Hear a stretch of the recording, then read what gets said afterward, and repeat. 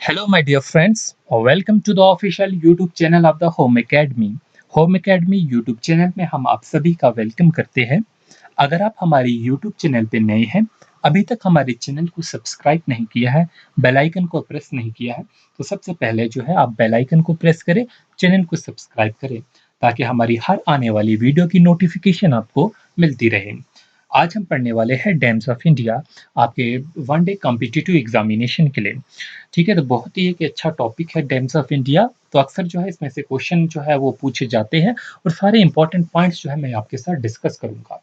ठीक है, बट उतनी डिटेल में नहीं होगा क्योंकि अब आपके एग्जाम के लिए जो है वो टाइम कम है। बट वो हर कोई वो फैक्ट जो कॉम्पिटिटिव एग्जाम में पूछा गया है या पूछा जा सकता है, वो यहाँ से आपका छूटेगा नहीं, क्योंकि हमने वो पुराने पेपर हर चीज देख कर जो है अपना कंटेंट हम बनाते हैं। तो स्टार्ट करते हैं डैम्स ऑफ इंडिया। तो सबसे पहले आपको ये पता होना चाहिए, जो डैम्स होते हैं हम बनाते हैं किसी भी कंट्री में, उसका पर्पस क्या होता है। तो क्या होता है डैम्स का पर्पस? हम जो है रिवर के वाटर का यूटिलाइज करते हैं और रिवर पे हम प्रोजेक्ट्स बनाते हैं। जैसे कि आपने देखा, अब ये जो प्रोजेक्ट होते हैं ये मल्टीपर्पज भी होते हैं। क्यों? कि ये हमारे इरिगेशन में काम आते हैं। ठीक है, दूसरा ये हाइड्रो इलेक्ट्रिसिटी जो है प्रोड्यूस करेंगे, उसका प्रोडक्शन होगा यहाँ पर हाइड्रो इलेक्ट्रिसिटी का। थर्ड, हमारे पास हम अपने वाटर को स्टोरेज कर सकते हैं, पानी को हम जो है स्टोर कर सकते हैं, वो ड्रिंकिंग वाटर के लिए भी यूज़ होगा। फिर हम इसमें फिशिंग भी कर सकते हैं। तो इस तरीके से जो है हमारा जो भी डैम्स होते हैं उसके बहुत से फ़ायदे होते हैं। ठीक है? तो खाली जो है वो हाइड्रो इलेक्ट्रिसिटी प्रोडक्शन नहीं होता है, बल्कि irrigation, storage of water, fishing, agriculture के लिए होता है, बहुत से जो है वो फ़ायदे होते हैं। तो डैम्स जो बनाते हैं उससे उसके अलावा जो हम बैरेज भी बनाते हैं। मतलब आपने देखा होगा, जो हम जहाँ पर कंट्रोल करते हैं by the help of the gates, जहाँ पर हम गेटों की मदद से जो है वो कंट्रोल करते हैं पानी के फ्लो को। आपने देखा होगा जैसे कि इरिगेशन है, फिर वाटर को हम डाइवर्ट कर देते हैं फॉर द एग्रीकल्चर पर्पस, कहीं से पानी को मोड़ देते हैं अपने खेतों के लिए या दूसरी जगहों के लिए, या इरिगेशन कैनाल्स में मोड़ देते हैं। फिर हमारे पास डैम्स है, डैम्स तो आपको पता है स्टोरेज ऑफ वाटर भी करेंगे, वाटर रिजर्वर का भी काम करेंगे, हाइड्रो इलेक्ट्रिसिटी भी प्रोड्यूस करेंगे, हमारी फिशिंग भी होगी यहाँ पर, और ड्रिंकिंग वाटर भी जो है वो सप्लाई करेंगे। सबसे पहले जो ये मल्टीपर्पज़ प्रोजेक्ट जो बने, ये United state of America USA ने बनाए। मल्टीपर्पज़ प्रोजेक्ट जो बनाए सबसे पहले वो किसने बनाए? यूएसए ने बनाए। फिर हमारे इंडिया में जो ये स्टार्ट हुआ वो 1948 में स्टार्ट हुआ, और 1948 में एक प्रोजेक्ट आया जिसका नाम जो था वो दामोदर वैली प्रोजेक्ट था। क्या नाम था? Damodar valley project. अभी ये जो दामोदर वैली प्रोजेक्ट था ये जवाहरलाल नेहरू ने जो है वो स्टार्ट किए थे। और यहाँ पर आपका पहला क्वेश्चन आ जाता है, आपको पूछा जाएगा कि किसने कहा, किस मिनिस्टर ने कहा या किस पर्सनैलिटी ने ये कहा इन प्रोजेक्ट को, मल्टीपर्पज़ प्रोजेक्ट जो हमारे डैम के थे, कि ये है temple of the modern India, कि these projects are the temple of the modern India. तो वो थे जवाहरलाल नेहरू। जवाहरलाल नेहरू जो थे, इन्होंने कहा था इन प्रोजेक्ट्स को, क्या कि ये temple of the modern India है। और ये क्वेश्चन बहुत बार पूछा भी गया है, आगे भी पूछा जा सकता है। ठीक है, तो फिर हम जो है आगे कुछ डैम्स के बारे में पढ़ेंगे, जो इंपॉर्टेंट डैम्स है। तो पहला हमारे पास डैम है, वो हमारा है तहरी डैम। तहरी डैम जो है वो 260 मीटर्स की हाइट है। कितनी हाइट है? 260 मीटर की इस तहरी डैम की हाइट है। लोकेशन की बात करेंगे, कहाँ पर है तहरी डैम? तो ये हमारे उत्तराखंड में है, लोकेटेड इन उत्तराखंड, उत्तराखंड में है। और उत्तराखंड में किस जगह है? कॉन्फ्लुएंस ऑफ भागीरथी एंड भिलंगा, जहाँ पर हमारा भागीरथी मिलता है और किसके साथ मिलता है? भिलंगा के साथ। तो यहाँ पर जो है उत्तराखंड में जो है वो कॉन्फ्लुएंस पे है। फिर ये याद रखेंगे, ये हाईएस्ट डैम है इंडिया का, जो है वो हाईएस्ट डैम है। तो कौन सा डैम है इंडिया का हाईएस्ट डैम? तहरी डैम। तो यहाँ पर क्वेश्चन याद रखेंगे, तहरी डैम को क्या कहा जाता है? Highest dam of the India. आपके पास क्वेश्चन आएगा, which of the following is the highest dam of the India?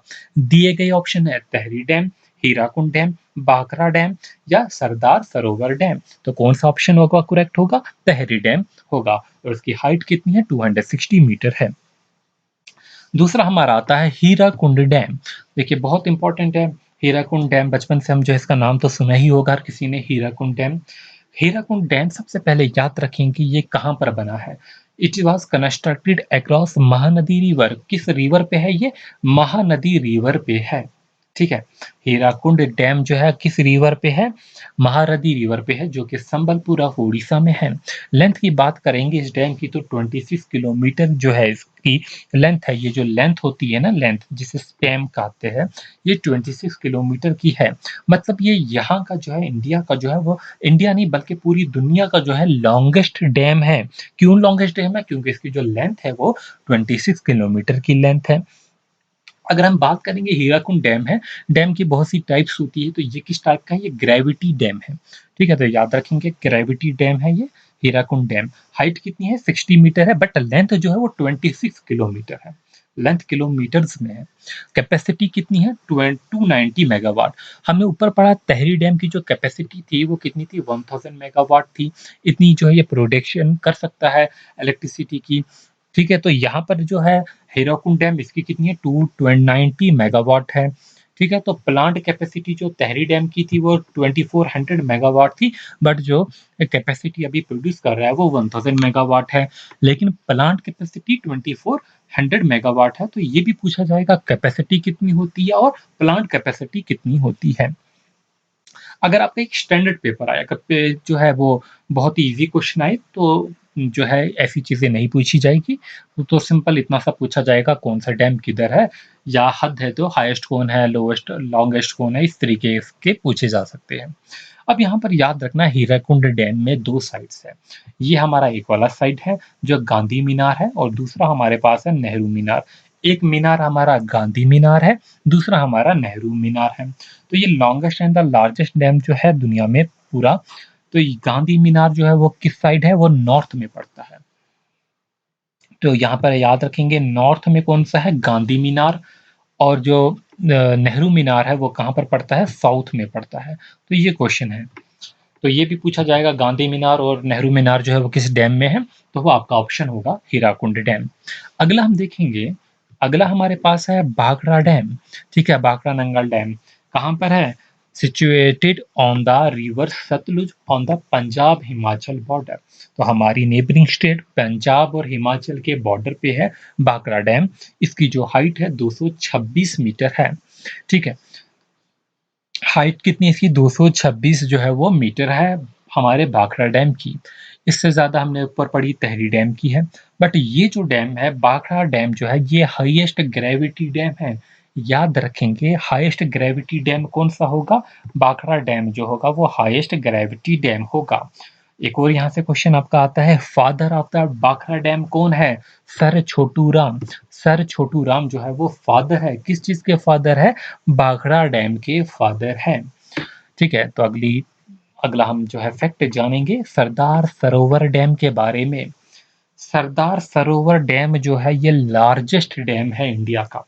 ठीक है, लार्जेस्ट डैम है किसका? इंडिया का। यहाँ पर कंफ्यूज नहीं होना, हीराकुंड डैम जो था ये लॉन्गेस्ट डैम था, क्योंकि इसकी लेंथ जो थी वो ज्यादा थी। ठीक है, लॉन्गेस्ट था, लंबा बहुत था। यहाँ पर हाईएस्ट हमने पढ़ा, तहरी डैम हाईएस्ट था, हीराकुंड डैम लॉन्गेस्ट था, बांकड़ा डैम हाईएस्ट ग्रेविटी डैम था, और सरदार सरोवर डैम जो था वो लार्जेस्ट डैम ऑफ इंडिया है। इंडिया का लार्जेस्ट डैम है। सरदार सरोवर डैम जो है कहाँ पर है? ये गुजरात में है। किस रिवर पे है? नर्मदा रिवर पे है। ठीक है, नर्मदा रिवर पे। हीराकुंड डैम किस रिवर पे था? महानदी रिवर पे था। सरदार सरोवर डैम जो होगा वो किस रिवर पे होगा? नर्मदा रिवर पे होगा।